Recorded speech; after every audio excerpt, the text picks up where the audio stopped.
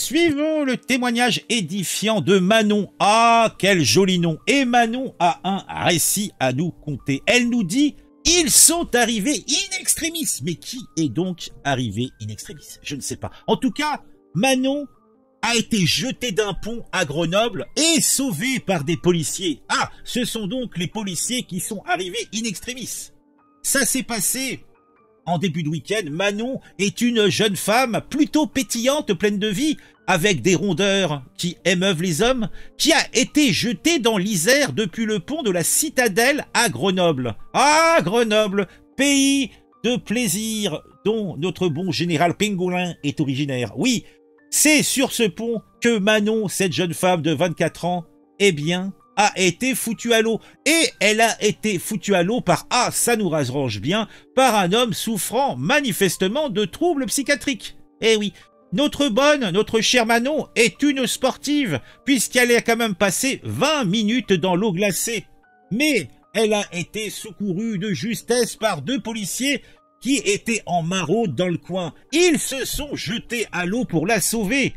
Ah, l'agresseur, de son côté, est un homme de 32 ans. Il a été hospitalisé d'office en psychiatrie. Alors, selon ce que j'ai pu comprendre, le méchant pavot s'appellerait Jean-Hugues. Donc, un bourgeois issu de nos cités les plus prolifiques de Grenoble. Alors, racontons un petit peu, ou reprenons le récit de Manon qui va nous donner tous les détails. Alors, Manon est du Cru, elle est originaire de l'Isère, mais elle est installée à Paris depuis plus d'1 an et demi. Et elle raconte son calvaire aux journalistes venus. Les policiers, nous déclare-t-elle, sont arrivés in extremis au moment où j'allais lâcher prise. Je venais de crier « Je vais lâcher, je vais lâcher !» Et j'ai entendu une voix derrière moi qui me disait « Tu peux lâcher, je te tiens !» Elle était encore marquée par cette intervention sablatrice de cet agent de la paix. Alors, derrière tout ça, il y a un double miracle, oui. Le drame s'est produit, je vous le rappelle, alors que Manon et ses amis rentraient de soirée et attendaient un taxi sur le pont de la Citadelle. L'agresseur l'a poussée par-dessus le parapet, mais elle a eu la chance de tomber dans une poche d'eau, évitant les rochers. Oui, elle aurait pu s'éclater sur les rochers. Son père, Nicolas, parle d'un double miracle. « Ma fille est doublement miraculée. Alléluia, alléluia !»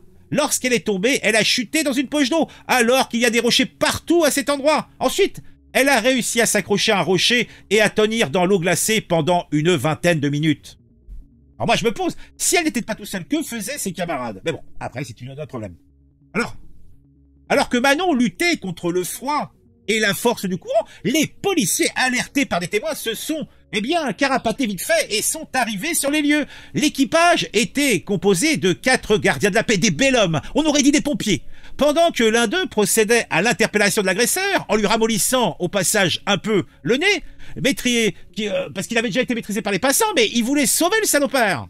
Les 3 autres policiers ont rejoint la berge, 2 d'entre eux se sont jetés à l'eau, en mettant d'abord un doigt de pied pour voir si elle n'était pas trop fraîche. Elle était fraîche, mais, eh bien, ce sont des héros. Donc, ils se sont lancés à l'eau. Donc, ils se sont jetés à l'eau pour secourir la jeune femme.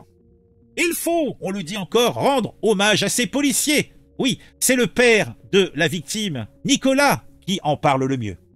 Il l'appelait, mais il n'y avait pas de réponse parce que ma fille commençait à être épuisée. Ils tentaient de la localiser avec leurs torches. Quand ils l'ont trouvée, 2 d'entre eux se sont littéralement jetés à l'eau. Je veux les remercier, saluer leur courage. Alors, derrière ce drame, il va y avoir, à n'en pas douter, des séquelles psychologiques. L'état de santé physique de Manon ne suscite pas d'inquiétude. C'est une fille robuste, elle pourra avoir des enfants forts. Son père, cependant, s'inquiète des séquelles psychologiques. Physiquement, elle va effectivement bien, mais comment réagira-t-elle à ce traumatisme psychologique? Être miraculé, c'est une chose, mais il va falloir maintenant digérer.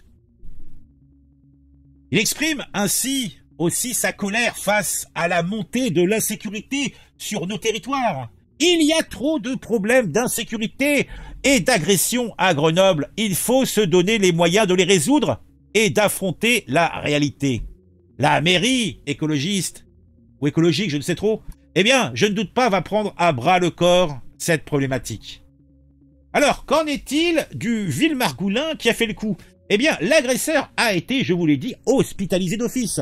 L'homme de 32 printemps a été un premier temps placé en garde à vue à l'hôtel de police, puis conduit à l'hôpital psychiatrique de Saint-Égrève. La garde à vue a été rapidement levée en raison de ses problèmes psychiatriques. On se demande, mais où était donc ce jeune homme, cet homme de 32 printemps, la veille, la surveille? Est-ce qu'il sortait d'HP? Est-ce que eh bien, il est peut-être eh bien, consommateur de psychotropes? Peut-être est-il un margoulin? Je ne sais. Là, étrangement, on a des détails sur la victime, mais guère sur le vilain pas beau. Que faut-il en conclure? Est-ce que cet homme de 32 ans ne s'appellerait pas véritablement Jean-Hugues? Et serait-il résident des beaux quartiers de Grenoble? Je n'ose le croire, je n'ose l'imaginer. En tout cas, Éric Vaillant, procureur de la République de Grenoble, ajoute que l'homme a été, je vous l'ai dit, hospitalisé d'office. Donc, il n'y a pas d'affaire, il ne s'est rien passé. Dites-moi en commentaire ce que vous pensez de tout ça. Moi, je pense que tout cela n'est pas beau, tout cela n'est pas propre. Je dirais même que tout cela est suspect. Et dans suspect, il y a paix.